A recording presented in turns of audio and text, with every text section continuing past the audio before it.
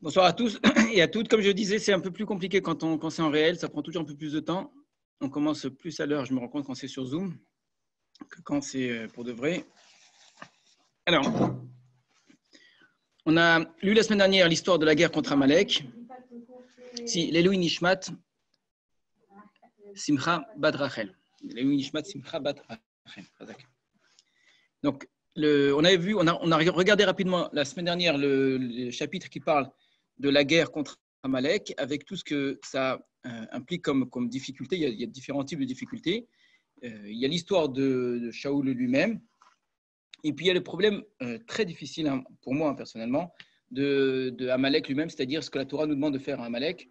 C'est un véritable génocide au sens propre. Je rappelle que ce terme-là a été inventé au début du XXe siècle par un juif d'origine roumaine, je crois, si je ne me trompe pas, qui était un juriste également. Il avait créé ce terme après c'était pour définir ce qui s'était passé en Arménie, ce que les Turcs avaient fait en Arménie, et ensuite ce terme, on le sait, a été utilisé pour d'autres génocides et à l'extermination de tout un peuple. Alors, Aman, dans notre esprit, est celui qui veut tuer tout le peuple d'Israël, mais avant Aman, c'est nous qui avons la mitzvah d'exterminer tout le peuple d'Amalek, et c'est ce qu'on va essayer d'aborder aujourd'hui, un petit peu cette question-là. Dans le texte, on l'a vu, Shaoul ne le fait pas exactement comme Hachem le demande. Il laisse vivant Agag, il laisse vivant les animaux, et c'est là que se pose le problème. Le problème, c'est qu'il pense faire mieux en faisant moins. Donc, dans ce sens-là, c'est pas mal ce qu'il a fait, c'est ce que lui pensait. C'est qu'Hachem propose quelque chose, propose dans son esprit, et que si on change un petit peu la forme pour faire quelque chose qui est encore meilleur, ben pourquoi pas, ce serait très bien. Donc, garder les meilleurs animaux pour les offrir à Hachem, c'est mieux que de les tuer sur place. Garder le roi, parce qu'en gardant le roi, on veut garder une sorte de trophée, etc. Pourquoi pas? Eh bien, c'est faux. Ce qu'Hachem lui demande, c'est exactement ce qu'il doit accomplir. Alors, dans le texte, on ne voit pas que chez Shaoul, ce qui dérange Shaoul, c'est la question éthique, c'est-à-dire qu'il est gêné par le fait qu'on lui demande d'exterminer tout un peuple. On ne sent pas que ce soit ça le problème. Pourtant, les Rachamim vont l'entendre comme ça, un petit peu de cette façon-là, en disant qu'il était Merachem sur les Arzarim. Il a eu pitié de personnes qui sont cruelles. Et cette phrase, elle est très dure. Celui qui a pitié, celui qui est Merachem sur les Arzarim, donc des gens cruels, finira par être cruel avec les gens qui sont par contre, qui sont des gens pour qui, évidemment, on mérite la miséricorde. Je vais en profiter pour enregistrer.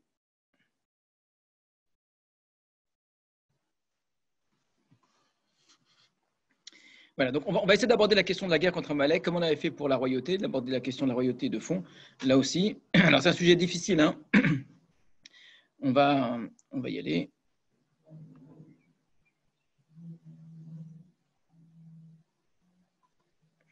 Donc, je vous partage un instant. Vous voyez devant vous le Milchemet Israël va Amalek, la guerre d'Israël et Amalek. Voilà. Alors, on y va.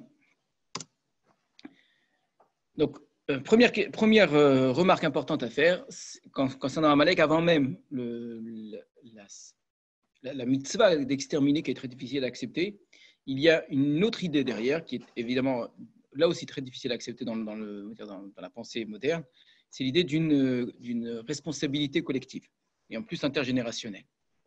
Donc, avant même de dire que c'est insupportable qu'on aille tuer hommes, femmes et enfants, même si ce n'était pas cela que la Torah nous demandait. Le fait même que la Torah nous demande de punir un peuple de génération en génération, même si c'était de le rendre esclave, par exemple, ou de le faire payer un impôt, peu importe, ou même une chose purement symbolique, parce que son arrière-arrière-grand-père a fait quelque chose de mal et quelque chose de difficile à accepter. On trouve par exemple dans la Torah, regardez bien, différentes expressions qui parlent d'une sorte de responsabilité collective. C'est des exemples, il y en a beaucoup, beaucoup d'autres, évidemment. Là, c'est un thème qui aujourd'hui nous est complètement étranger, mais qui dans le Tanakh, bien au contraire, est quelque chose de très important. L'otetaev mitzri ki garaita be'artso n'est pas l'etaev, c'est-à-dire d'abomination, en dégoût, en abjection l'Égyptien, car tu as été étranger dans son pays. Donc l'Égyptien, donc le peuple d'Égypte dans lequel qui nous a fait tellement souffrir, hein, qui nous a rendus esclaves, qui a tué nos enfants, on a une mitzvah de la Torah de ne pas agir négativement vis-à-vis des Égyptiens. Pourquoi? Car on a été étrangers. Ici, on a une responsabilité positive, c'est-à-dire, avec tout le mal que les Égyptiens nous ont fait, Le fait qu'il nous ait… Le problème, c'est différent. Ici, c'est la karatatov.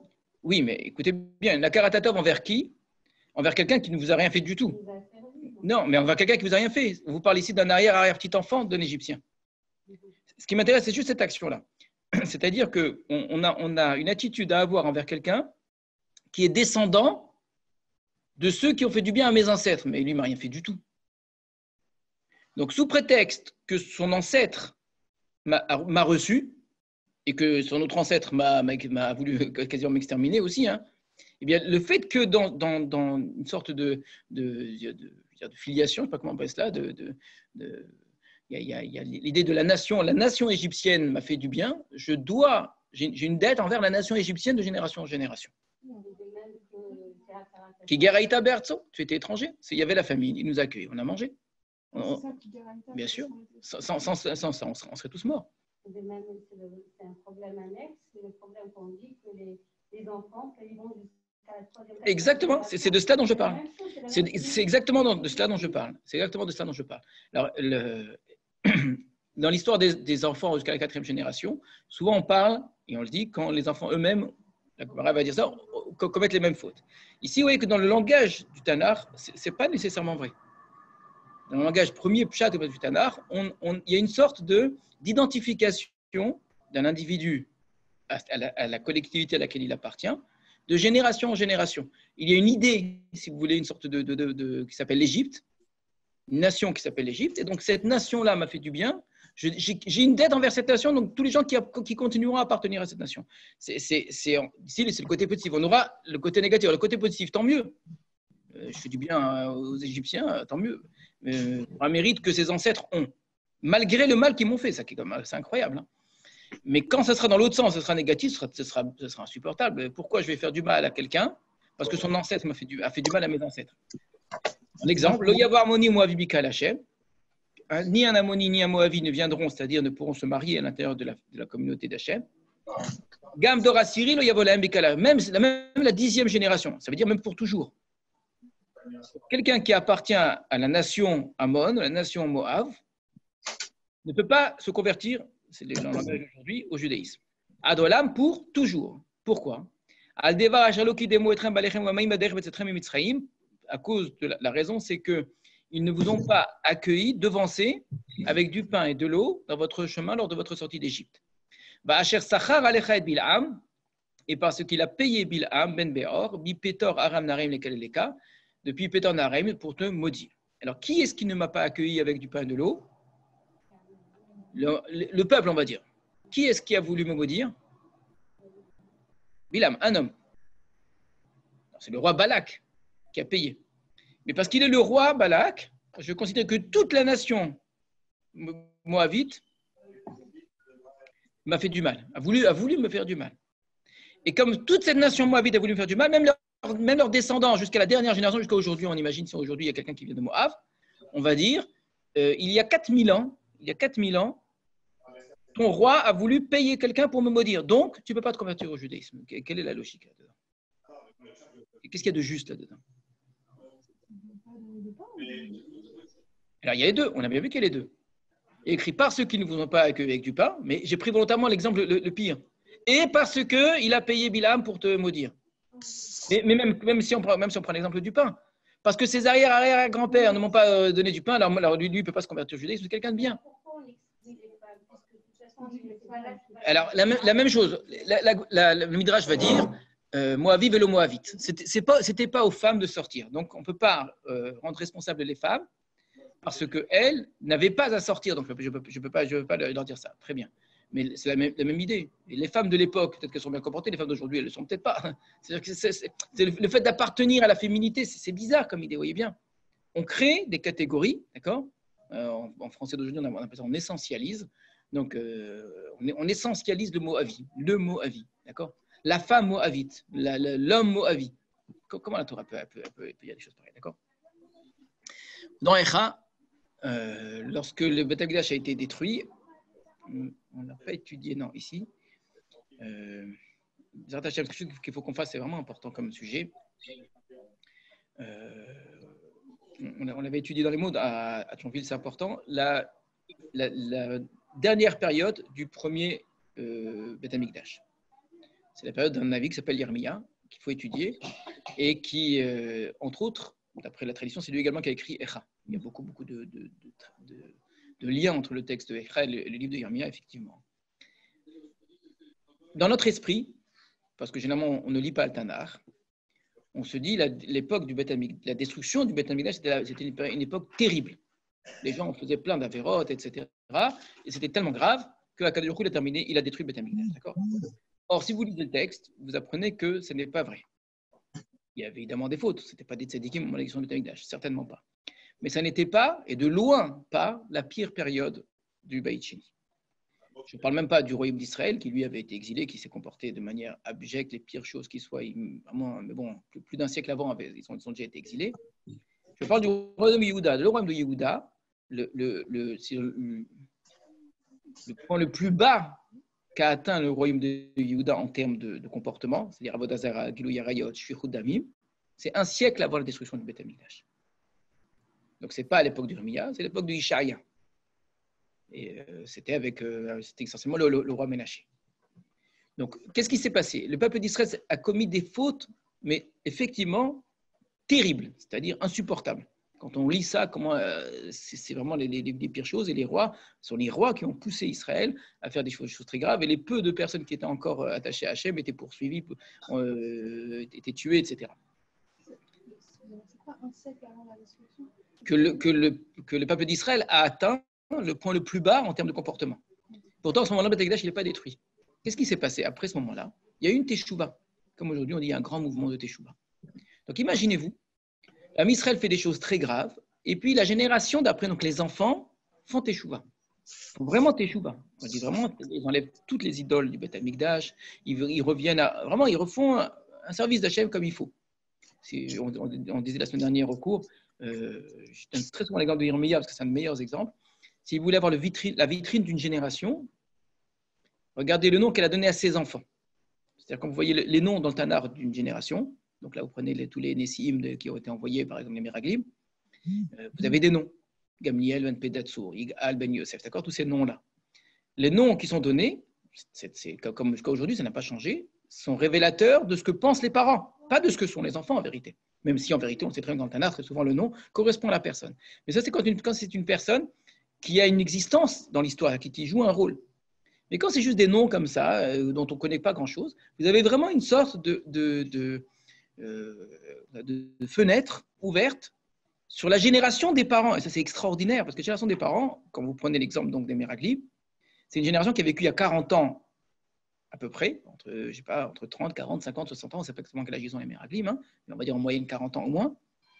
C'est-à-dire en plein milieu du Shiabout, en plein milieu de l'asservissement. À quoi pensaient les bénis Israël à l'époque où ils étaient en plein asservissement, en plein esclavage, etc. Alors, regardez le nom qu'ils ont à des enfants et vous sentirez un petit peu cela. Justement, ils n'ont pas appelé Yoshua, justement. Hoshea, sauf sans parler de Dieu. C'est même pas Hosha El. Donc, c'est une sorte de sauvetage, mais qui soit entièrement laïque. À côté, Yigal, qu'il délivre, qui ? D'accord ? Alors, pas tous. Quand vous avez le terme Tsour dedans, Tsour, c'est Hachem normalement. Quand vous avez Shakai, vous avez El, vous n'avez jamais Yudke Vavke, parce que le nom d'Hachem n'était pas encore apparu. Donc, vous avez quelques-uns qui ont un nom dans lequel il y a le nom de Dieu. Mais beaucoup d'entre eux, non. Si vous comparez avec les Nessiim du début de Seder Bamidbar, donc pas les Meraglim, vous avez le nom de Dieu qui apparaît presque à chacun des Nessiim et pour à chacun de leurs pères. Donc, on va dire c'est des familles beaucoup plus religieuses, entre guillemets. Pourtant, c'est probablement plus ou moins le même âge. Peut-être c'est un peu plus avant, mais on ne sait pas trop. Mais pourquoi je donne cet exemple-là ? Alors, on ne va pas l'étudier. Mais vous prenez l'époque de Yermia. Donc, Yermia, c'est l'époque qui va être celle de la destruction du Beth Amikdash. Prenez le nom de tous les personnages que Yermia rencontre. Et vous faites une liste de tous les noms, de tous les personnages du livre de Yermia. D'accord ? C'est des noms magnifiques. De très, très beaux noms. Yermia, ça veut dire qu'Hachem élève. Tous, ils ont des noms magnifiques. Ça veut dire quoi qu'ils ont tous des noms ? Pourtant, ce sont tous des Réchaïm. C'est quasiment tous des Réchaïm. Ce sont des gens qui vont vouloir le tuer, ce sont des faux prophètes, etc. Mais ils s'appellent Ishmaël, ils s'appellent des noms qui sont bien vus dans l'intérieur, où il y a le nom d'Hachem tout le temps. D'accord ? Parce que leurs parents, ils étaient dans une période de Teshuvah. C'est une grande période de Teshuvah. Donc, une grande période de Teshuvah, vous voyez vraiment, ça ressort très très bien, les noms qu'on donnait à leurs enfants. Donc, tout ça pour vous dire quoi ? que le Beth Amikdash, il est détruit à une période qui est une période, entre guillemets, positive du Ham Israël. Au moins, dans l'esprit des gens. Dans leur tête à eux, ils ont l'impression que, franchement, ils ne sont pas si mal que ça. Bien au contraire, ils font bien. Parce qu'on leur a raconté comment leurs parents se sont comportés. Et eux, imaginez-vous des gens dont les parents, ou bien les grands-parents peut-être, étaient des Ovdar Vodazara. Et eux, aujourd'hui, ils font Shabbat, ils mangent kasher, ils vont Beth Amikdash. Et bien, Mia, il leur dit, à cause de vous, le Beth Amikdash va être détruit. Ils ne comprennent pas. Et on ne pouvait pas écouter Irmia. Ce n'était pas possible de l'écouter parce qu'on dit, mais qu'est-ce qu'il raconte cet homme-là? C'est pas maintenant, quoi. Et donc, quand le Beth Amikdash a été détruit, qu'est-ce qu'ils ont dit? Donc, c'est tout ça pour vous apporter le verset qui est cité dans Echa, mais il y a beaucoup d'autres exemples. Avotenu chat'u ve'enam, va'anachnu avonotem savalnu. Ce sont nos pères qui ont fauté. Ils ne sont plus là. Eux, ils sont morts. Et ça, c'est certainement vrai qu'ils avaient très gravement fauté. La génération de leurs pères, là, il n'y a rien à dire. C'était explicite. C'était d'une gravité, malheureusement, terrible. Et nous, on supporte leurs fautes. Ce n'est pas juste. Dans Yecheskel, Avot achlu boseh ou shne banim tikhena. Les pères ont mangé des raisins qui ne sont pas mûrs, c'est des raisins verts, mais c'est les dents des enfants qui ont mal. Ce n'est pas juste. C'est celui qui a fait mal qui paye. Donc on retrouve cette idée-là, qui est insupportable, d'une sorte de responsabilité collective, et qui peut même amener à ce point-là à ce que celui qui paye, ce n'est pas celui qui a fauté. Comme d'ailleurs celui qui est récompensé, ce n'est pas celui qui a bien fait. Les Égyptiens nous ont accueillis, mais qui en profite? L'arrière petit-fils qui un jour va venir d'Égypte dans le peuple d'Israël dire j'ai envie de faire partie de votre peuple. On dit ah bien, va au Rabat. Pourquoi? Parce que tu as un ancêtre qui m'a accueilli. Oui. Alors évidemment, pour Amalek, c'est le même problème. On a une mitzvah de la Torah d'exterminer Amalek, d'effacer le nom d'Amalek. D'accord? De se souvenir des termes terribles, d'accord? Tout ça pourquoi? Derrière, parce qu'il est arrivé quand tu étais en chemin, etc., quand tu es sorti d'Égypte, voilà. Il t'a attaqué pas derrière et tu étais fatigué, il a attaqué les faibles. Bon, d'accord. Il y a eu un moment, un Amalek qui s'est mal comporté. Pourquoi est-ce que moi, ça devrait impliquer que j'aille exterminer ses descendants? Quel rapport? D'accord? Donc, il y a deux questions au moins on va dire même trois questions difficiles. Première question, c'est celle de la responsabilité collective et intergénérationnelle qui est impossible à accepter aujourd'hui dans la pensée moderne. C'est quelque chose qu'on peut pas, c'est inadmissible, c'est pas juste, c'est pas éthique, c'est quelque chose qui est. Alors, et notre pensée moderne, je dis, ne prenez pas ça mal, elle est ancrée dans la Torah elle-même. Écrit que les pères ne mourront pas par la faute des fils et les fils ne mourront pas par la faute des pères. Donc l'idée qu'on ne doit pas faire payer les uns pour la faute des autres, c'est aussi l'idée de la Torah. D'accord? Pourtant, la Torah considère que l'appartenance à une nation, ça crée une sorte d'identité nationale. Cette identité nationale me fait porter l'histoire de cette nation en bien et en mal. Je dis le terme aujourd'hui, on appelle ça un essentialisme. On essentialise les gens. Alors, ça, c'est le problème de responsabilité collective. Deuxième problème, c'est la gravité de ce que l'on doit faire. Comment est-ce qu'on doit tuer hommes, femmes et enfants? C'est insupportable, d'accord? Et troisième problème, et au fond, qu'est-ce qu'ils ont fait de si grave, Amalek? Qu'est-ce qu'il y a de... Eux, ils n'ont pas cherché à nous exterminer, hommes, femmes et enfants. Ce n'était pas ça qu'ils ont essayé de faire en sortant d'Égypte, à aucun moment. Et encore, c'était le cas. Si c'était des gens qui nous avaient tous pris, nous avaient mis dans des wagons pour nous envoyer dans les chambres à gaz, encore, c'est pas ça du tout. Amalek, c'est une petite razzia dans le désert. Ils vont attaquer des gens qui sont un petit peu faibles derrière, qui ont du mal à l'avancer. Voilà, c'est tout. C'est rien de catastrophique. Hein. C'est des petits sauvages, quoi. Voilà. Comme il y en a voilà, qui profitent un peu de la faiblesse des gens, mais qui à aucun moment n'imaginaient véritablement, même pas faire la guerre vraiment au peuple d'Israël, mais certainement pas en tout cas exterminer le peuple d'Israël. Qu'est-ce qu'il y a de si grave? Voilà ici les trois problématiques importantes. Alors, première chose, il faut vraiment, c'est l'occasion de le dire, très souvent quand on lit le Tanakh, et c'est normal, hein, ça a toujours été vrai, c'est pas vrai qu'aujourd'hui, ça a toujours été vrai, on a tendance évidemment à le lire avec notre regard à nous, avec ce qui nous paraît, nous, aujourd'hui, éthique, ce qui paraît acceptable, admissible, etc. Et évidemment, on met des œillères où on édulcore un petit peu tous les textes qui ne correspondent pas à cette image-là. Ou pire, on transforme le texte, on lui fait dire ce qu'il n'a pas dit. Et donc, le plus simple, c'est de mettre les œillères. C'est-à-dire, le texte, il est devant nous, on sait très bien qu'il est là. Depuis qu'on est tout petit, on le connaît. On fait comme s'il n'était pas là. Voilà, on continue notre vie. Dans la vie de tous les jours, on dira c'est inadmissible de faire payer les uns pour les autres. Mais si on dit que c'est écrit la Torah, oui, la Torah, il faut tuer Amalek. Comment ça fonctionne? On vit avec les deux dans la tête. D'accord? Ça, c'est la façon. Mais très souvent, ce que l'on fait, c'est qu'on imagine qu'il y a écrit autre chose que ce qui est écrit. D'accord? Alors, il faut entendre ce que la Torah pense, même si ça nous dérange. Et je ne dis pas qu'il faut l'accepter tel quel, je dis juste d'abord, il faut bien entendre que la Torah considère effectivement qu'il existe quelque chose qui s'appelle une nation, qui s'appelle un peuple, appelez ça comme vous voulez. Et c'est quelque chose qui, chez nous, a disparu, et il faut qu'on se pose la question, il faut qu'on en soit conscient en tout cas. Il n'y a pas que l'idée, qui est juste, hein, tout à fait d'accord, qu'on ne peut pas payer pour la faute des autres. Ça, c'est une idée sur laquelle il n'y a rien à redire. La Torah elle-même, elle le dit, c'est entièrement vrai. D'accord. Maintenant, il y a autre chose. Pourquoi nous pensons aujourd'hui comme cela? Parce que la pensée occidentale, à part le fait qu'elle ait mis en avant la notion effectivement de responsabilité personnelle, etc., ça c'est très bien, elle a fait disparaître l'idée d'appartenance, l'idée d'identité nationale.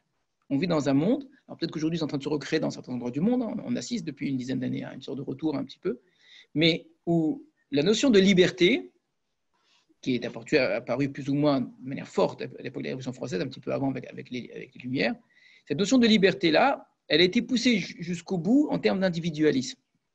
C'est-à-dire que le seul sujet, le seul et unique sujet de la philosophie, de la pensée, de la morale, de l'éthique, de tout ce que vous voulez, c'est le sujet individuel, l'individu, c'est tout. Et on le coupe de tout lien possible. C'est cet individu-là qui doit être libre, c'est sa liberté qu'on doit essayer de garder. Donc ce qu'il pense, ce qu'il veut faire, etc., du moment que ça fait de mal à personne, donc ça n'entame pas la liberté d'autrui, eh bien il faut le respecter. Donc l'appartenance à tout ce qui nous entoure, en vérité, a été complètement coupée. L'appartenance même à sa propre famille. En termes moraux aujourd'hui, en termes éthiques, en termes philosophiques, le fait d'être le fils de quelqu'un, ça ne signifie rien. Ça apporte rien. Alors on vous dira, bah, c'est les parents qui vous ont éduqué, etc., etc. Mais c'est tout. Donc c'est en termes, comme n'importe qui vous aurait fait du bien, il faut leur rendre du bien. Mais l'idée d'appartenir à une famille et qu'il y a une sorte de nom qui est porté, c'est des mots qui ne veulent plus rien dire aujourd'hui quasiment. Comment? Je parle de la pensée moderne. Évidemment qu'il reste dans plein d'endroits, on va garder cela. Mais tous ceux qui vont, ce conservativisme qu'on va avoir, d'accord, ça existe encore. C'est une façon d'appartenir à un monde qui aujourd'hui est révolu et qu'en vérité, ce qui compte, ce n'est pas l'idée de noblesse, l'idée d'être, je viens d'une famille qui a fait telle chose pour la France, etc. On se moque. C'est quoi cette notion d'aristocratie? Pas du tout. Donc, si les masses sont chrétiennes, elles peuvent aujourd'hui, ça existe la royauté? Non, pas aujourd'hui. Ben voilà. Justement. Et ça va ensemble. Oui, donc au Maroc, on va être, ben oui, pour justifier la royauté au Maroc, en Grande-Bretagne, etc., on va devoir essayer de trouver un discours qui va dire, ben cette famille, la famille du roi, elle a quelque chose de, d'accord, etc., d'accord. Mais parler autour de vous dans la rue, c'est un discours qui passe plus. C'est vrai pour la famille, c'est vrai pour le clan, c'est vrai pour la tribu, c'est vrai pour la nation, etc., etc. La Torah, elle nous dit non, c'est pas vrai. Ça ne veut pas dire, parce qu'on a toujours une pensée binaire, on n'arrive pas à penser deux choses en même temps qui soient contraires. Donc, puisque la pensée moderne, elle a poussé au bout l'idée de liberté et d'individualisme, elle ne peut pas penser en même temps l'idée d'une nation. C'est complètement contradictoire. La Torah considère que l'individu, sa liberté, etc., est quelque chose qu'il faut préserver, à laquelle il faut tenir, etc. Mais qu'en même temps, je ne peux pas considérer, réfléchir, avoir une idée juste de la réalité si je coupe totalement un individu de ce à quoi il appartient. De quel élément? Voilà, évidemment. Aujourd'hui, est-ce qu'une nation existe encore? Beaucoup de penseurs modernes vont te dire que qu'une des véritables idées de l'Europe, c'est de faire disparaître l'idée même de nation. C'est qu'on ne veut plus que la nation existe. Même la notion d'Europe n'est pas une nation. Parce que personne n'appartient à l'Europe en tant que nation. D'accord? L'Europe, c'est pousser au bout l'idée que les frontières n'existent plus, mais toutes les frontières. Il y a des penseurs clairement qui l'ont dit, des penseurs très européens, qui vont dire que l'idée d'Europe, ce n'est pas une idée européenne, c'est une idée mondiale. Mais appliquée à un continent, Et que même quelqu'un qui se trouve en Argentine, je ne sais quoi, qui partage, il appartient à ce monde-là. C'est quoi? C'est un monde dans lequel l'idée d'appartenance à une identité nationale n'existe plus. D'accord? Alors, depuis 10 ans, il y a un petit retour. Hein. Il faut voir effectivement comment le vent tourne aujourd'hui. On retourne comme ça à certaines valeurs qui sont des valeurs nationales, etc. Et ce n'est pas pour rien. Mais prenez les années 70, 80, 90, etc. On était en plein dans ce monde-là où l'individu était vu tel quel, sans aucun lien qui le rattachait à quoi que ce soit d'autre. Il pouvait être de n'importe quelle couleur, avoir n'importe quelle langue, n'importe quelle culture, n'importe quelle famille, etc. Il était pris pour ce qu'il était, point. La Torah accepte cette idée-là, bien sûr, mais en même temps, elle considère qu'on ne peut pas couper complètement une personne de la nation à laquelle il appartient. Et que comme un corps physique humain existe, il y a un corps physique, matériel, réel, qui s'appelle une nation. Alors qu'on peut décider de faire disparaître. On peut décider de se suicider aussi. C'est des choses on peut mettre fin à son existence. Mais l'idée d'un corps national, c'est quelque chose qui existe et que, de la même manière que je peux regarder l'histoire d'un individu, depuis qu'il est né jusqu'à sa mort, ce qu'il a vécu, ce qu'il a grandi, ce qu'il a appris, je peux regarder l'histoire d'une nation. Il y a une sorte de dialectique de ce peuple, avec, De Gaulle le disait lui-même, il y a une sorte d'esprit de la France, de la France, avec un esprit. C'est une façon de dire qu'il y a quelque chose dont on pourra définir que c'est quelque chose de français. Ben, si on n'est que des individus, que sachant qu'on soit français ou allemand, aujourd'hui on pense beaucoup comme ça, les jeunes aujourd'hui, la plupart vont penser comme ça. Alors ici, si on étudie l'histoire sur le long terme, on va dire non, il y a une sorte d'histoire de la France qui peut se comprendre par elle-même et que ce n'est pas la même histoire que le voisin d'à côté.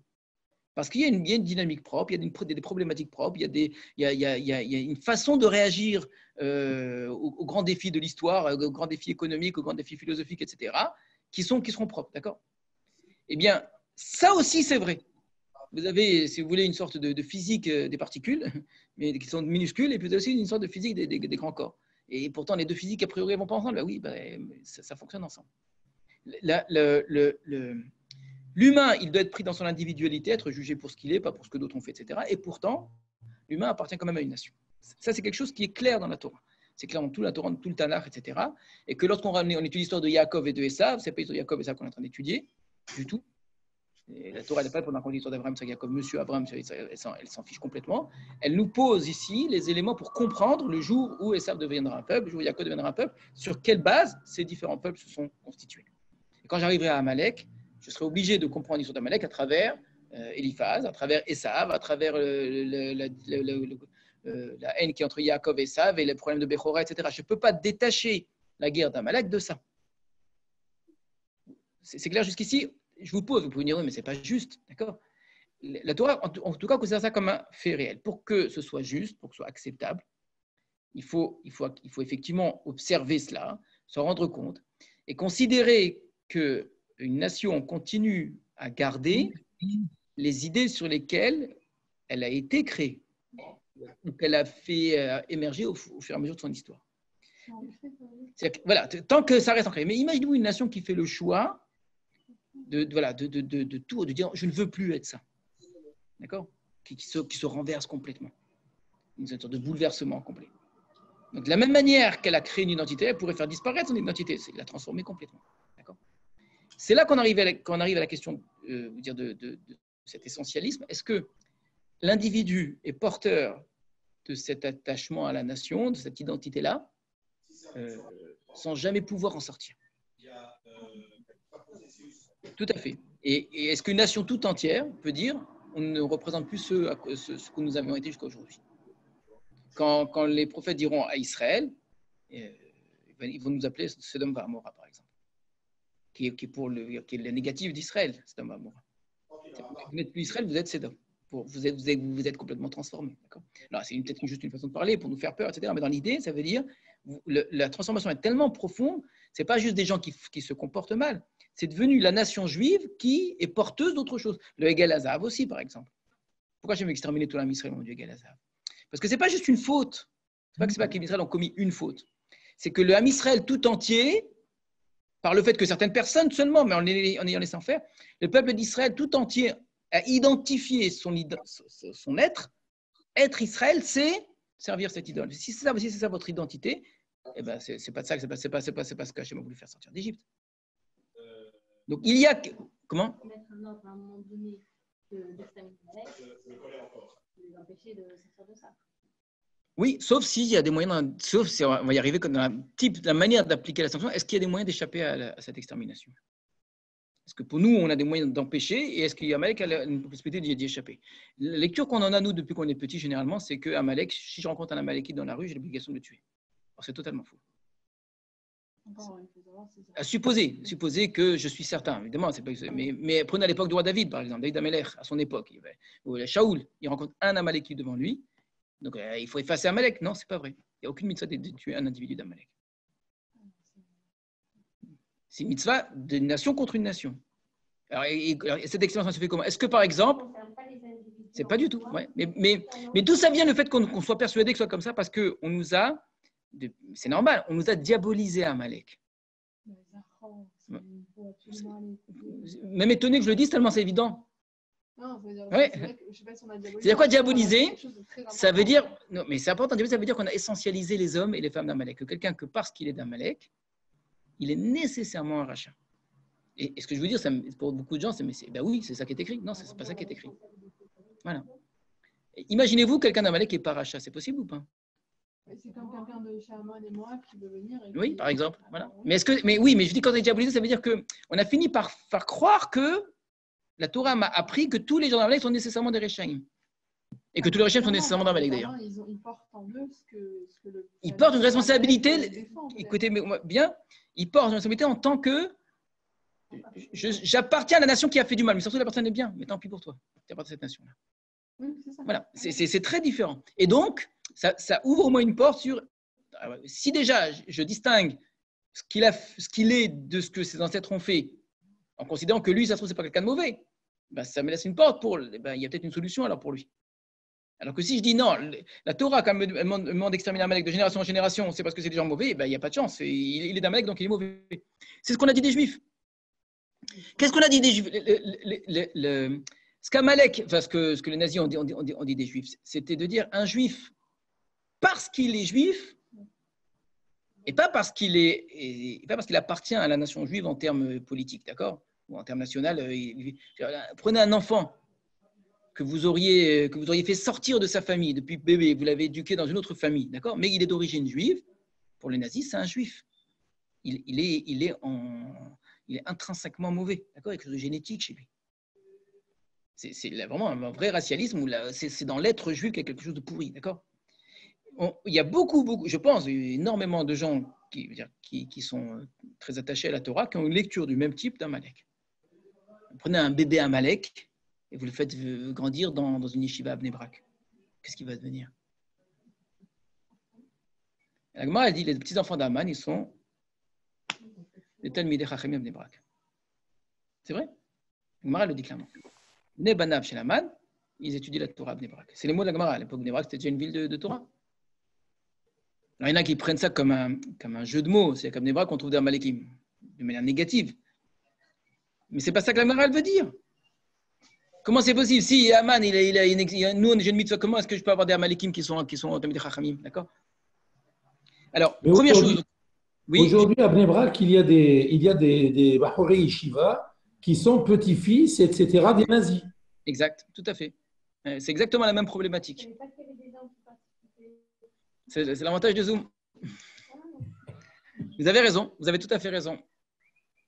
Et ce que je vous dis là, ça touche un problème de fond parce qu'on a nous subi cela. On a nous été, jusqu'au on peut parler au présent, dans l'esprit encore.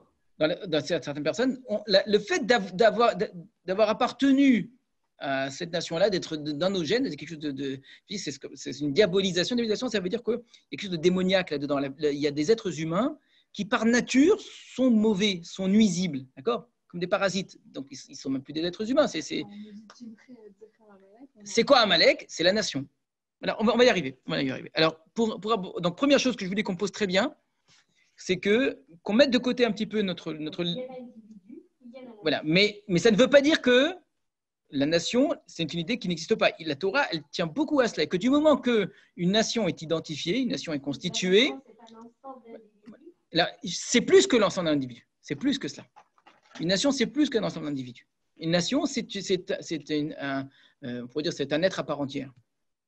C'est pas juste une somme de millions de personnes, pas du tout. On crée quelque chose qui a sa propre histoire, qui a sa propre identité, et c'est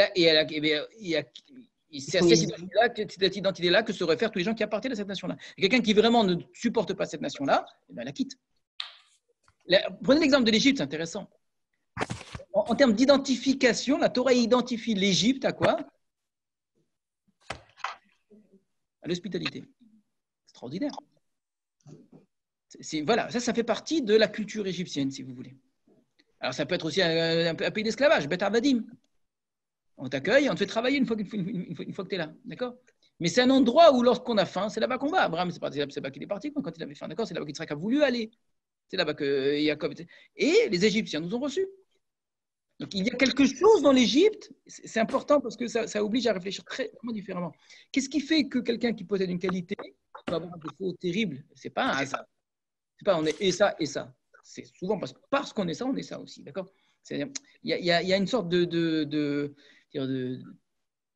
mouvement intérieur qui fait que la personne peut être très hospitalière et devenir du jour au lendemain quelqu'un qui vous a servi. C'est la même chose en vérité, c'est la même personne, c'est la même identité. L'Égypte possède ça en est. Alors, encore une fois, on n'est pas en train de dire que c'est dans les gènes égyptiens. Je n'ai pas du tout dit cela. Que quelqu'un, c'est pas ça du tout. C'est que l'histoire de l'Égypte, et là, je pense, c'est très moderne et c'est quelque chose qui est tout à fait rationnel. On peut très bien entendre cela, à moins de devenir un idéologue, encore une fois, de la pensée individualiste.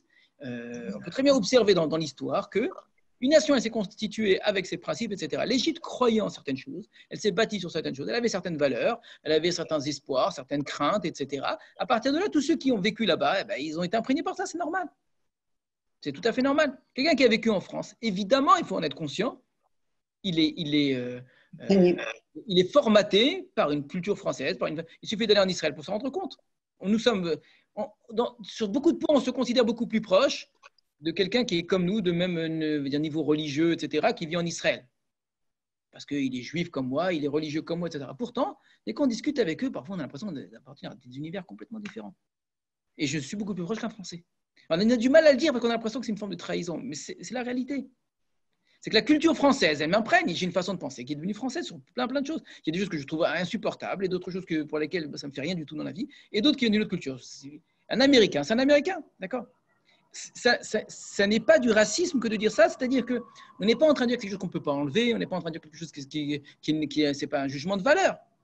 C'est tout simplement, on vit dans un monde dans lequel on est pétri par le monde dans lequel on a vécu. Alors, ce sont des choses qui évoluent beaucoup. On vit dans un monde aujourd'hui de tellement grande mondialisation, où à l'époque, vous aviez des univers qui séparaient une ville d'une autre, la plupart d'un pays d'un autre, des civilisations d'une autre, que on ne pouvait quasiment pas bouger.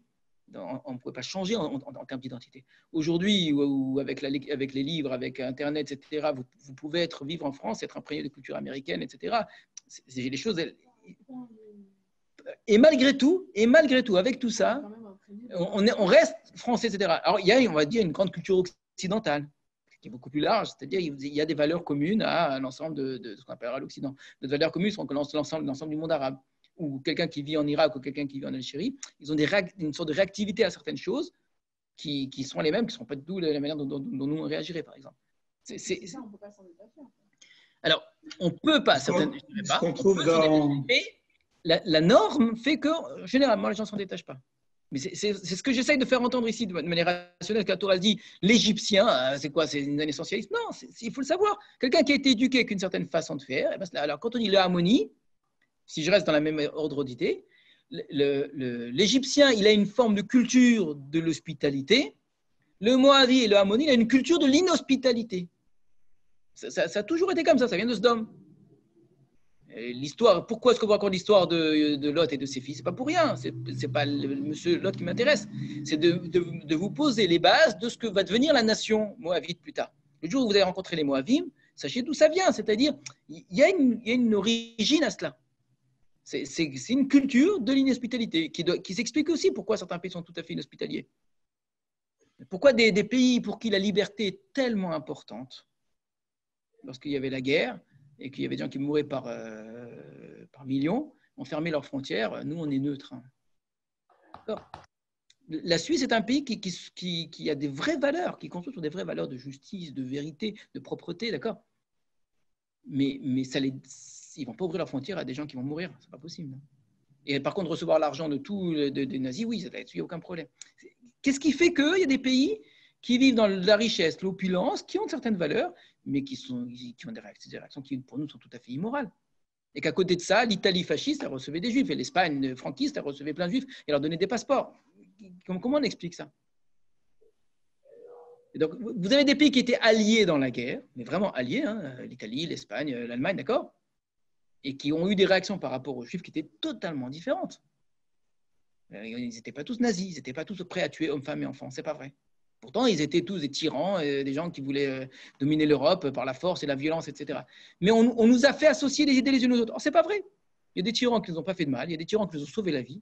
Il faut savoir, dans l'histoire du peuple juif, on a souvent été sauvés par de grands tyrans qui ont fait souffrir leur peuple, mais qui nous ont sauvés parce que c'était leur intérêt, parce que dans leur esprit, aller tuer des gens innocents, ça n'avait aucun sens, si ce n'était pas parce qu'ils voulaient asseoir leur pouvoir, sinon ça n'avait aucun intérêt.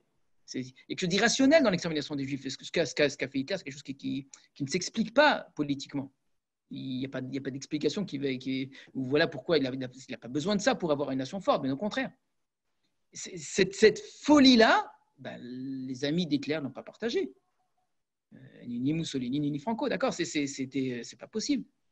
Donc, c'est ce que j'essaie de vous faire entendre. Une nation, elle a une sorte de dynamique propre, de mouvement interne de la pensée, etc. Et ça peut évoluer, ça peut changer, ça peut se transformer, etc.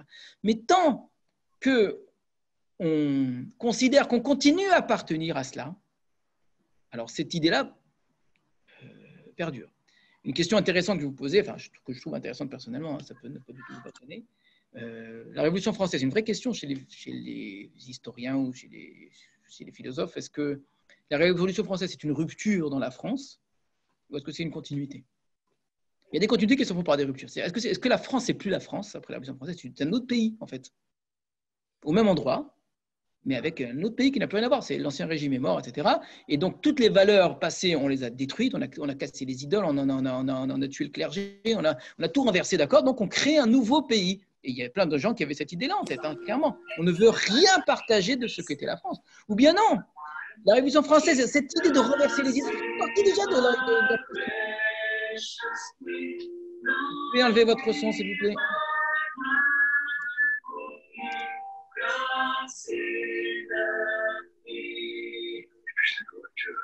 Je ne sais pas qui...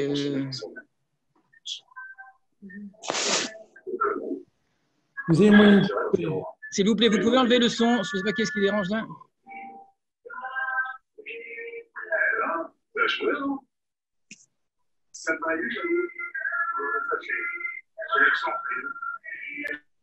Voilà, c'est fait.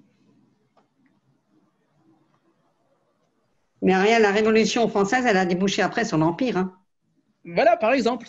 Mais la réponse, elle est ni dans un sens ni dans l'autre. Il y avait des gens très différents qui se sont entretués pendant la Révolution française. Les uns voyaient la Révolution française. Donc, tous ceux qui ont fait la Révolution française, il y avait ceux qui voyaient dans la Révolution française une rupture, et il y avait ceux qui, dans la Révolution française, voyaient une continuité. Il y a juste un changement, juste une transformation. D'accord ? C'est un exemple que je vous donne. Ma question, elle n'est pas la manière dont ça s'est produit. C'est finalement, après coup, est-ce qu'on va dire que la France d'aujourd'hui, c'est la même France du XVIe siècle ? Bien, vous allez avoir un De Gaulle qui va vous dire oui, complètement.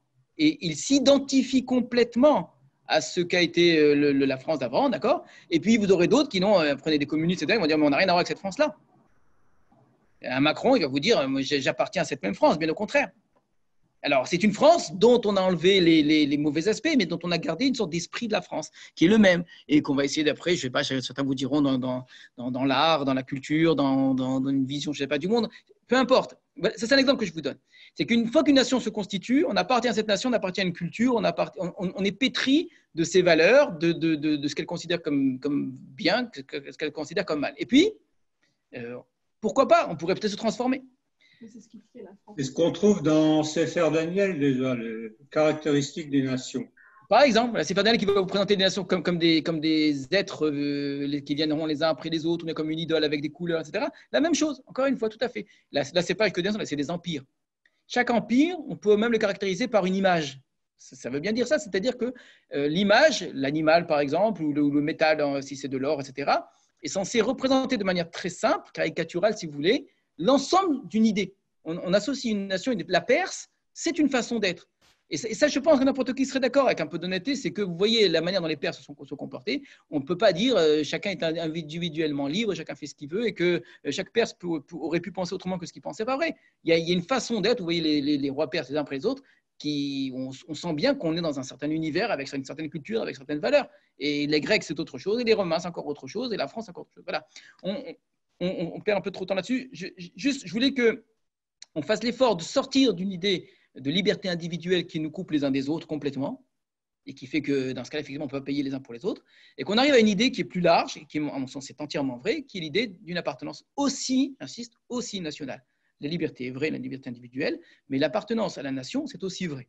Et que tant qu'on appartient à cette nation, et c'est le point par lequel il faut continuer ensuite, il y a une responsabilité de la nation aussi. Il n'y a pas juste une histoire de la nation, il n'y a pas juste les valeurs de la nation. D'accord ? Il y a aussi une responsabilité, on ne peut pas avoir l'un sans l'autre. Et quand une nation a fait quelque chose de très bien, elle récolte les fruits de son bien 1000 générations plus tard, pourquoi pas ? Tant que elle continue à être ce qu'elle a toujours été. Et quand elle fait quelque chose de très mal, elle devra payer pour ce qu'elle fait de mal, même 10 générations plus tard. Et vous connaissez, je pense, C'est ce que je disais à l'instant, c'est ce que je disais qu'il faut avoir en tête. Et pourquoi pas une nation pourrait se transformer? C'est pour ça que j'ai pris l'exemple de la France avec la Révolution française. Est-ce qu'il peut y avoir des situations dans lesquelles une nation n'est plus la même, en fait? Elle a disparu. Il y en a une autre qui a pris sa place. Pourquoi pas? On peut imaginer ça. Mais tant qu'elle s'identifie à ce qu'elle a toujours été, tant que Amon décide de rester Amon, eh bien, tu payes pour ce qu'Amon il a fait. Juste un instant. Oui, je crois que vous avez une question? Je voulais juste dire, je pense que vous devez connaître le discours de la Sorbonne de, comment il s'appelle, Ernest Renan sur le sujet. Non, oui. C'est les différentes choses qui font un État, ouais, une nation. Ouais. Et donc, si on a une langue, on a une culture commune, si on a des objectifs communs sur un quelconque sujet, ben, c'est ce qui constitue une nation finalement. Voilà, alors, objectif commun, c'est un projet commun, etc. Il y a l'idée, je dis, de valeurs communes, d'histoire commune. Et l'idée que les uns les autres, on partage cela. On partage. Le grand problème qu'on a aujourd'hui en France, avec ce qu'on appelle l'immigration ou la deuxième, troisième, quatrième génération d'immigration, c'est quoi? C'est qu'on a des gens qui vivent dans le pays et qui ne partagent pas l'identité nationale et qui ne veulent pas la partager. C'est-à-dire qu'on peut avoir une nation avec de cultures différentes à l'intérieur, c'est pas grave. On peut avoir les États-Unis, il y a des cultures très différentes les unes des autres qui sont encore plus différentes, bien plus différentes qu'entre un jeune maghrébin ou troisième génération de maghrébin et un Français. Et pourtant, les Américains sont plus liés les uns aux autres. Donc, ce n'est pas, contrairement à ce que nous font croire les Français, c'est pas parce qu'ils gardent une culture différente, c'est pas parce qu'ils gardent le voile, c'est faux ça. C'est pas du tout pour ça. Aux États-Unis, une femme peut être voilée, mais elle se sentira américaine. Et un Américain la considère comme une Américaine aussi. Donc, c'est le Français qui n'est pas capable d'imaginer une nation autrement qu'une identité où tout le monde se ressemble, qui voit dans l'autre quelque chose qui, obligatoirement, c'est une sorte de séparatisme. Or, ce n'est pas nécessairement vrai. Ça peut être une façon de voir les choses. On peut décider de créer un monde dans lequel on ne fait bloc à condition d'être tous pareils. D'accord? Ça, c'est une façon de voir les choses. Donc, le problème qu'on a en France, entre autres, c'est ça. C'est qu'on a énormément de gens qui vivent en France, qui sont éduqués en France, etc., mais ne partagent pas nécessairement, peut-être oui, peut-être pas, je ne vais pas mettre tout le monde dans le même sac, mais certains d'entre eux ne vont pas partager ça. Un Italien, un Polonais, etc., qui était venu en France, un Roumain, au bout d'une ou deux générations, se considérera comme Français. Et un Algérien, non. Il considérera, de manière générale, ce n'est pas du racisme, je ne suis pas en train de mettre tout le monde dans le même sac, pas du tout. Hein. Je suis en train de vous dire que c'est un phénomène sociologique où on se rend compte que, pour des raisons peu importe lesquelles, il y a un refus d'appartenir à cette nation. Donc, ça se voit avec un drapeau, ça se voit avec plein d'autres choses, etc. Très bien. On avance un petit peu. Ce que je voulais, c'est qu'on accepte cette idée, juste. Parce que ce n'est pas une idée aujourd'hui aussi facile à faire entendre et qui pourtant est vraie. Alors, l'autre point qui m'intéresse, c'est alors maintenant, comment est-ce que je fais la guerre? J'accepte cette idée de responsabilité. Amalek a fauté, donc tant qu'une identité Amalek existe, elle doit payer pour les fautes. Ça, c'est ce que j'ai dit en premier point. À condition, on a dit que cette identité perdure, etc. Très bien. Donc, comment je fais la guerre contre Amalek? Quel type de guerre? Prenez dans Devarim, il y a écrit que quand on fait la guerre contre un peuple, contre une ville, il y a écrit Kitikra ve'leir leilachem alea, quand tu t'approcheras d'une ville pour lui faire la guerre, Vekarata eleha le shalom, tu l'inviteras, ce que je traduis comme ça, à la paix. Tu l'appelleras à la paix. C'est-à-dire que la Torah nous interdit d'attaquer une ville sans proposer d'abord la paix. Donc une sorte d'attaque surprise. Vous arrivez, vous tuez tout le monde, ou même si vous ne tuez pas, enfin, vous attaquez directement. Tout le temps, avant de faire la guerre, il faut proposer la paix. C'est quoi proposer la paix? C'est-à-dire qu'on dit aux gens, on signe un traité de paix dans lequel il y a des obligations, c'est-à-dire ça entraîne une forme de soumission, évidemment, du peuple qui aura été vaincu, mais ça vous évite de mourir. Alors, ce n'est pas ici, il faut bien l'entendre, dans un but intéressé, sinon ça ne nous apporte rien. Ce n'est pas que tu vas proposer la paix, comme ça toi tu vas éviter aussi la mort, parce que il y a des pertes de soldats. Ce n'est pas du tout ça le problème. C'est juste, n'attaque pas sans donner une chance à la paix. C'est-à-dire d'éviter de tuer, en fait. Alors, très bien. La question qui se pose, vraiment la transition est très bonne. Regardez Rashi. De quelle guerre on parle? Kritikra velir. Rashi dit Bemilchemet areshut akatu medaber. On parle ici de Milchemet areshut, une guerre autorisée. C'est quoi une guerre autorisée? C'est une guerre qui n'est pas une mitzvah et que le roi décide de mener avec l'autorisation du Sanhédrin, d'accord, pour agrandir le pays, pour avoir plus d'économie, etc. Donc c'est une guerre qui est une sorte de forme de guerre de conquête, mais qui n'est pas du tout obligatoire dans la Torah. Donc ça exclut, pour faire simple, deux guerres essentielles. Celle de la conquête du pays d'Eretz Israël, ce qu'on appelle la guerre des Shiva Hamamim, la guerre contre les 7 peuples. Donc cette guerre-là, c'est une guerre, d'après ce que dit Rashi, dans laquelle on ne propose pas la paix. Et ça exclut la guerre contre Amalek, qui est une mitzvah aussi. Là, on ne proposera pas la paix. Ce Rashi-là, il est resté dans l'esprit de tout le monde, parce que généralement, les gens étudient Chumash avec Rashi. D'où Rashi le tire, d'un Midrash, qui lui-même s'appuie sur un pasouk, que Moshe Mefourach, comme c'est dit explicitement, dans le même sujet, Ken ta'ase, ainsi feras-tu les chol et harim arechokot pour toutes les villes lointaines. Pourquoi est-ce qu'on dit les villes lointaines? Voilà, très bien. C'est-à-dire que celles qui sont proches, tu ne leur proposeras pas la paix.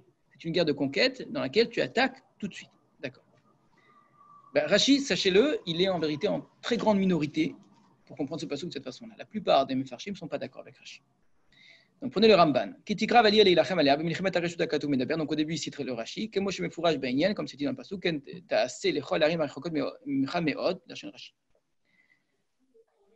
donc Katav Rav Zer, le Rashi a dit cela, Misifri à partir du Midrash Halacha qui s'appelle le Sifri. Tishanou Sham qui est la Shonazé qui utilise effectivement ce langage-là. Donc Rashi ici reprend le langage du Sifri. La Kavana les Rabbotenu Bekatu Vazé. Ena ela lomar shaparasha besofa. Or, il n'est pas d'accord, le Ramban. Non pas qu'il n'est pas d'accord avec le Sifri, il n'est pas d'accord avec la manière dont Rashi a lu le Sifri. C'est que effectivement, il y a écrit dans les mots du Sifri, mais le Pastouk ne parle pas de ça. Le Sifri, quand il parle de ce Pastouk-là, il ne parle pas du tout de faire de proposer la paix. Il parle là-bas effectivement d'une distinction qui existe entre deux types de guerre. Aval kriyat shalom, aflu milchemet mitzvahi. C'est qu'il y a deux façons de faire la guerre, c'est vrai, une qui est Milchemet B'Zon, une qui est Milchemet Reshut, mais pas sur le fait de proposer la paix. Là-dessus, c'est valable pour tout le monde. Quand on est obligé de proposer la paix, même pour les 7 peuples, et d'où est-ce qu'il le sait? On a un excellent exemple. Donc, clairement, Moshe Rabbeinu, dans la guerre contre Sichon, et là, on a des psukim qui le disent, il a d'abord proposé à Sichon la paix. Mais il a proposé, et qu'est-ce qu'a fait Sichon? C'est lui qui a attaqué. Alors, comme Israël a attaqué, donc on s'est défendu. Oui, mais ça fait partie de Shiva Hamamim, ça fait partie des Kenanim, c'est un Émori. Alors, Rashi, alors si, en vérité, c'est pas aussi simple. Les Kenanim en tant que tels, quand on leur fait la guerre, ça reste des Kenanim. Ta distinction, c'est la réponse de Rashi. C'est de dire, il y a une différence entre d'un côté du Yarden et l'autre côté du Yarden. C'est que pour Rashi, du moment que je suis à l'est du Yarden, c'est pas Eretz Kenaan, donc j'ai aucune mitzvah d'aller les combattre ici. Mais du moment que je fais une guerre pour pouvoir entrer en Eretz Israël, autrement je ne peux pas rentrer en Eretz Israël. Comment je fais pour rentrer ici? Ils me disent non, là, je fais quoi?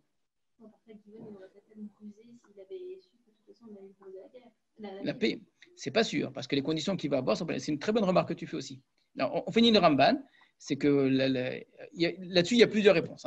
Une réponse qui dit qu'Ivan ne connaît pas la façon de se battre d'Israël, puisque le seul exemple qu'il a eu, c'est le Émori qui est de l'autre côté du Yarden. Et lui, il est Rachi comme toi. Et Yericho, qui est une guerre très spéciale où c'est Hachem qui a fait la guerre. Alors, Aïe, on ne sait pas comment ça s'est fait. Peut-être qu'ils vont demander la paix ou pas, on ne sait pas trop. Il n'y a pas de traces. Parce que ce que va dire le Ramban, c'est que la Torah ne le dit pas, mais chaque fois qu'on fait la guerre, c'est une règle, toujours on propose la paix. Alors Yoshua, à part Yericho, où là c'est une guerre très spéciale, c'est Hachem, et Aïe, toutes les autres guerres, c'est Israël qui a été attaqué. Ou Israël ou bien les Cananim qui ont attaqué les Gibonim. Et donc, comme on était. Voilà. Mais on ne s'attend pas du tout à cela quand on essaie de faire les choses. On s'attend à ce que c'est une guerre de conquête où c'est Israël qui va. Alors, c'est pas comme ça que ça se passe du tout. Il y a deux guerres, en fait, essentiellement. Je mets de côté Yericho, ce sont des petites guerres. Les deux guerres de conquête, le nord et le sud de Eretz Canaan, les deux guerres se font suite à une attaque des peuples cananéens. Ils attaquent, et donc, en se défendant, ou en défendant. Donc on a conquis le pays. C'est une façon de faire comprendre qu'il faut partir. Alors, on finit vite. Donc, c'est sûr que Moshe n'a pas transgressé. Car Harem, Tacharim, tu dois tous les exterminer. D'accord? Tu ne feras vivre aucune âme. Avala hefresh shebenehem kasher lo tashlim v'asta milchama shetiva katuv berechokot lakot et kol zechura lachayot lehem anashim v'atav v'zecharim uvareamim haele tiva lachrim gam anashim v'atav. Alors c'est quoi la différence dont parle le Sifri contrairement à ce que dit Rashi? Ça n'est pas sur le fait de proposer la paix, c'est que s'ils refusent la paix et qu'ils veulent la guerre, il y a deux façons de faire la guerre. Une guerre d'extermination, ça c'est pour les Shiva Hamamim, et une guerre dans laquelle on ne tue que les hommes, pas les femmes et les enfants. Ça, c'est notre problème qu'on n'a pas encore abordé, cette notion d'extermination. Mais donc Rashi, il a considéré que quand la Torah dit, quand le Sifri dit, c'est uniquement pour Milchemet Hareshut, c'est que sur tous les points, les guerres sont différentes. Or, nous dit le Ramban, non. Quand c'est une guerre autorisée, on ne doit pas tuer les femmes, on ne doit pas tuer les enfants, et effectivement, on doit proposer la paix. Et quand c'est une guerre contre les 7 peuples, on doit tuer les femmes et les enfants aussi lors de la guerre, d'accord? Mais par contre, on doit quand même proposer la paix. Ça, c'est la différence qu'il y a entre Rashi et Ramban.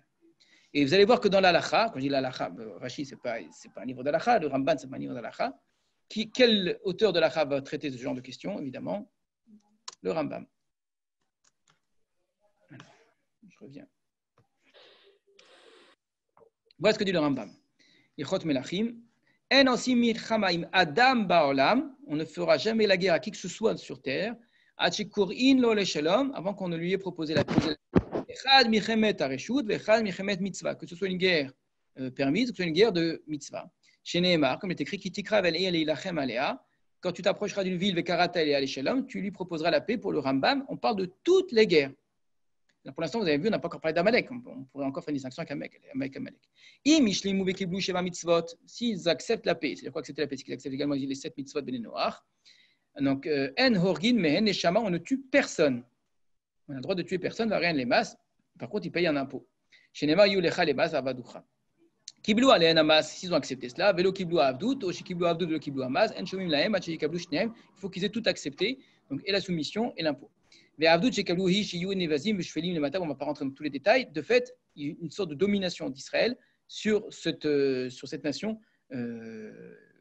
À l'intérieur, donc même à l'intérieur des Eretz Canaan. Donc, imaginez-vous des Cananéens qui décident de faire la paix et d'accepter cette soumission-là, c'est tout à fait acceptable. Qui donne les exemples. On n'a pas parlé de la guerre contre Amalek. On va dire, bien, oui, mais Amalek c'est spécial. Amalek c'est vraiment, la Torah elle insiste qu'il faut effacer, donc on ne va quand même pas les laisser en paix, parce que s'ils les laissent en paix, même s'ils disent oui, mais on fait la paix, on accepte de faire Sheva Mitzvot Ben Noach, on accepte la soumission, on paye un impôt, on est tranquille avec vous. Alors, vous allez voir que le Rambam continue dans les halachot, les shaker bivritam. Il est interdit de les tromper dans l'alliance qu'on va faire avec ces peuples. C'est-à-dire qu'il ne faut pas que, malheureusement, comme c'est le cas dans beaucoup de pays, et le Rambam vivait dans le monde arabe, il le savait très bien, que ça peut être un moyen de proposer la paix pour, en vérité, tromper l'ennemi. Ça s'appelle la taqiya, c'est-à-dire une façon de proposer un traité de paix pour éviter la guerre tout de suite, mais une fois que la personne a accepté la paix, on lui fait la guerre ensuite, quand elle est en situation de faiblesse. Mais ça, vous vous rendez compte que tout ce que vous dites depuis tout à l'heure correspond presque mot à mot avec ce que l'islam, par exemple, exige. Le statut de dhimmi, tout à fait. Et pour beaucoup de choses dans l'islam, dans le christianisme, on verrait que ça vient du judaïsme. Donc même le statut de dhimmi. Mais imlo ishlimu, oshe ishlimu ve'lo kivlu sheva mitzvot. Et s'ils n'ont pas voulu faire la paix, ou bien qu'ils ont fait la paix et n'ont pas reçu ils n'ont pas accepté de faire les mitzvot, aussi ni même milchama. Là, par contre, on leur fait la guerre. C'est-à-dire, la guerre, c'est uniquement s'ils refusent la paix qu'on leur a proposée, une paix dans laquelle il y a l'accomplissement des mitzvot, leurs mitzvot à eux. Donc, on va tuer tous les mâles, etc. Et on va prendre tous les biens. Par contre, on n'a pas le droit de tuer ni les femmes ni les enfants. C'est là la différence entre Milchemet Harishut et Milchemet Mitzvah. C'est sur ces points-là. Aval, Shiva Mamin, mais les 7 peuples, Ve Amalek, et Amalek, d'après le Rambam, chez Loishlimu qui n'ont pas fait la paix, El Menichim Mehen Neshama, on ne laisse aucune âme. Ce qui veut dire que si Amalek accepte la paix, on le laisse en vie, homme, femme et enfant. C'est clair dans le Rambam. Chez Neymar, si tu feras tous les peuples, etc. Rak Me'ari Amim le Techaye Kon Neshama, Vechen Omer Amalek Timchet Zechar Amalek. Donc pour Amalek, il dit tu effaceras le souvenir d'Amalek. D'où je sais que pour Amalek, on ne parle que de ceux qui n'ont pas fait la paix. Car il est écrit, il n'y a aucune ville, donc c'est Yoshua, qui n'ait fait la paix avec Israël, autre que le Chivi qui habite Givon. C'est l'exemple que tu as cité, Camille, mais là qui se retourne. Tu as dit, à tout à fait juste titre, tu as dit, mais pourquoi les Givonim, ils ont dû ruser si finalement ils avaient une solution simple, que c'était de faire la paix. Dans Sefer Yoshua, il est écrit, personne d'autre n'a fait la paix à part Givon. Sous-entendu, que Givon a fait la paix, mais que d'autres auraient pu la faire. C'était tout à fait possible. Sinon, pourquoi tu dis personne n'a fait? Non, personne n'a fait parce que tu ne leur as pas proposé. Tu n'as pas à t'étonner que les gens ne fassent pas la paix puisque tu ne veux pas qu'ils la fassent. Ça ne t'intéresse pas. C'est que la paix de Givon n'est pas la paix que nous, on voulait avec eux. C'est qu'en vérité, il y a des choses qui vont faire Givonim qui ressemblent à des postes qui sont shvelim, etc. Mais à l'acceptation de Shemit Soben Noir, etc., ce n'est pas évident qu'il les fait comme on aurait voulu qu'il le fasse. Donc il y a une tromperie de la part de Givon. Maintenant, ça ne veut pas dire qu'on n'aurait pas proposé la paix, mais cette paix-là ne les intéressait pas. Ce n'est pas sous cette forme-là exactement. Et qu'il y a une grande différence entre un peuple qui est avec la possibilité d'être exterminé, et qui donc, évidemment, une situation de faiblesse énorme. Il y a un peuple qui vient de très loin et qui est accueilli les bras ouverts parce que j'aime votre Dieu, j'aime votre histoire, etc., etc. Ça n'a rien à voir dans l'accueil qui va être fait. Donc, le fait que le texte dise « personne d'autre que Givon ait fait la paix », le Rambam le comprend très bien comme ça, c'est un Midrash également qui va le citer, c'est une façon de dire qu'on attendait qu'il fasse la paix, on leur avait proposé. Il y a même un Midrash qui va dire qu'il y a un peuple qui a accepté, qui est parti, le Girgashi. Tranquille, il est parti, il a dit « voilà, je ne veux pas faire la guerre contre Israël, ça ne m'intéresse pas ». Qui met Hachem Haïta, et c'est Hachem qui a fait exprès qu'ils ne fassent pas la paix. Et Chazek et Libam Nikratem Milchama, pour endurcir leur cœur à la guerre, ça c'est le texte qui dit ça, avec Israël, les Ma'an Achariyam pour les exterminer. Mikla, j'en déduis. C'est Shalchoulen, mais Shalmelo Kiblou. Je ne vais pas dire Hachem, il a fait exprès d'endurcir leur cœur. Il a endurci en quoi s'il n'aurait pas proposé la paix? Donc évidemment qu'on leur a proposé la paix, mais Hachem ne voulait pas qu'ils fassent la paix. Ça c'est une autre affaire. C'est-à-dire quoi, etc. Là, on va rentrer sur l'histoire d'endurcissement du cœur. Rambam, il traite cette question d'endurcissement du cœur. Rambam fait partie de ceux justement qui tiennent à son liberté très fortement, et individuelle aussi. Donc, comment est-ce qu'il dit tous ces textes des nations? C'est qu'effectivement, il y a une sorte de mal chez les Kénaanim qui fait que c'est pour ça que le texte ne nous dit même pas qu'on leur a proposé la paix. Que ça n'a pas de sens de dire je vais faire la paix. C'est comme si on dit on demande de faire la paix avec les nazis. Au moment où ils sont pendant la Seconde Guerre mondiale, une paix dans laquelle on dit maintenant, vous savez quoi, on fait la paix, vous faites Sheva Mitzvot Ben Noach. C'est une blague. Qu'est-ce qui va vous écouter? Ça ne tient pas la route. C'est dans un monde virtuel, on imagine une chose pareille. On sait très bien qu'il y a des nations où ça n'a pas de sens de leur proposer ça. C'est un petit peu ça le texte. Il s'est dit que, évidemment, qu'on aurait pu faire la paix à condition qu'ils aient voulu, qu'ils aient pu, qu'ils soient en mesure pour faire la paix. Mais ils étaient conditionnés pour ne pas faire la paix. Tant mieux. Alors, de là, on apprend, et c'est clair dans les mots du Rambam, qu'on propose la paix même à Amalek. Donc ça a été proposé. Comment Voilà. on propose la paix à Amalek? Parce qu'un Amalek qui, en termes national, on a un individu d'Amalek, les gens ne le savent pas, un individu d'Amalek, il n'y a pas écrit nulle part dans la Torah que lo yavo Amaleki bikla Hashem. On n'a pas le droit d'accepter un Amaleki dans la conversion. C'est pas écrit, vous êtes d'accord avec moi? Mais comme dans notre tête, dès qu'on voit un Amaleki, il faut le tuer, donc il ne va pas se convertir. Or, c'est pas vrai. Donc, un Amaleki, on n'a pas de mitzvah de le tuer. Un Amaleki qui se convertit, il est juif à 100% et ses enfants sont juifs, il n'y a aucun problème. D'accord? Donc, c'est l'individu. Maintenant, un peuple d'Amalek qui dit je fais Sheva, mitzvot, ben Noach, qu'est-ce qu'il est en train de faire? Évidemment, c'est une forme de conversion, mais pas au judaïsme, mais enfin, qu'est-ce qu'il est en train de faire? Il est en train d'effacer Amalek. Mais il n'y a pas mieux. C'est la meilleure façon d'effacer Amalek. C'est la meilleure façon d'effacer. C'est effacer ce que signifie Amalek, cette identité. L'identité d'Amalek, pour remonter à Esav, elle s'est construite contre l'identité d'Israël. Qu'est-ce qu'ils ont fait de si grave? Il va falloir expliquer qu'est-ce qu'Amalek a fait de si grave pour mériter une sanction. Mais ce n'est pas très grave ce qu'ils ont fait, c'est beaucoup moins grave que ce que les Égyptiens nous ont fait. C'est vraiment de très loin. Et pourtant, on en veut à Amalek de manière irrationnelle. C'est qu'il y a autre chose. Dans Amalek, il y a quelque chose qui est véritablement le contraire d'Israël. Donc, exterminer le souvenir, ça veut dire exterminer leur façon d'être et de vivre. Voilà, c'est faire en sorte que cette identité disparaisse. Voilà, eux peuvent le faire mieux que nous. Donc, on peut les admettre une fois qu'ils ont renoncé. On pourrait. La réalité, c'est que c'est très difficile de sortir des... Pour nous, Israël, c'est difficile. Pour eux, c'est difficile. On va finir sur quelque chose de joli quand même. La Gemara, elle dit, et c'est écrit dans le Shulchan Aruch, c'est écrit, que dans Even Haezer, dans la partie qui parle des mariages, si vous voulez marier vos enfants, il écrit qu'il faut regarder la famille. Et on n'est pas dans une vision, encore une fois, individualiste. Si la personne elle est bien, c'est le régime. C'est pas vrai. Regarde la famille. Et qu'est-ce qu'il faut voir dans la famille? Les frères, oui. Mais de manière générale, la famille, c'est notre marque qui dit que si dans une famille, je vois que les gens, ils sont pas rachmanim, ils n'ont pas pitié, ils ne sont pas gomlei chassadim, c'est pas dire qu'ils font du bien, ils ne sont pas baïchenim, non seulement qu'il ne faut pas marier ses enfants, il y a écrit clairement, il y a un safek, est-ce qu'ils sont juifs? C'est-à-dire, qu'est-ce qui fait l'identité juive? L'identité juive, c'est pas la kippa sur la tête, c'est pas les tefilines autour du bras.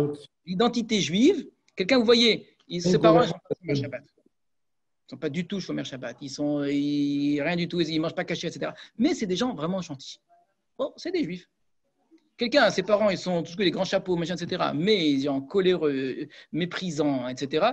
Je ne sais pas s'ils sont juifs. Là, c'est Shulchan Aruch. Évidemment, on n'a pas le droit, on ne va pas dire, on va pas enlever les. C'est-à-dire, il y a écrit d'ailleurs, c'est possible qu'ils viennent des Givoni.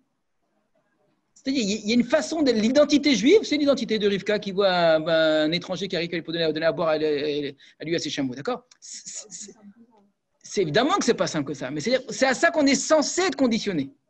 Hachem, il attend ça, il fait tout pour ça. La Torah n'arrête pas de nous le dire, donc si on n'est pas comme ça, il y a un problème.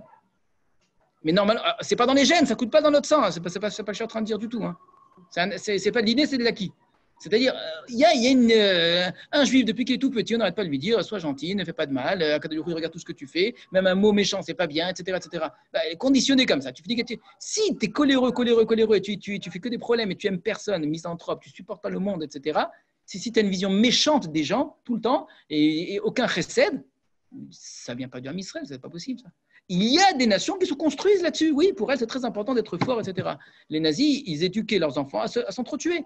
Mais vraiment, pour de vrai. Pour être, ce qui comptait, c'était qu'ils sortent le plus fort. C'est pas qu'ils étaient méchants avec nous seulement. Pas du tout. Ils avaient une vision du monde où c'est la force qui compte. Mais ce n'est pas du tout notre vision à nous. Et eux, ils le savaient très bien que ce n'est pas notre vision à nous. Pour les nazis, nous, on représentait ceux qui avaient abattardi le monde, qui avaient affaibli le monde, qui avaient fait sortir la morale. Et la morale, c'est la pire des choses qui soit, parce que ça enlève la force. Donc, c'est deux mondes complètement différents. Si une nation tout entière, l'Allemagne tout entière, elle décide maintenant de faire valoir la paix, le bonheur dans le monde, etc., elle renverse l'identité précédente. Voilà, on continuera avec Hashem la semaine prochaine. À très bientôt.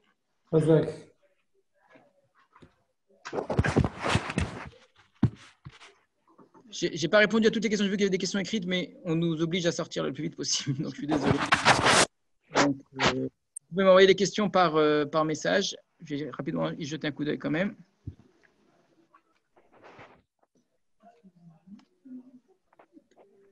Ah oui, comment asservissement et hospitalité sont compatibles? C'est l'histoire de la vanne. Non.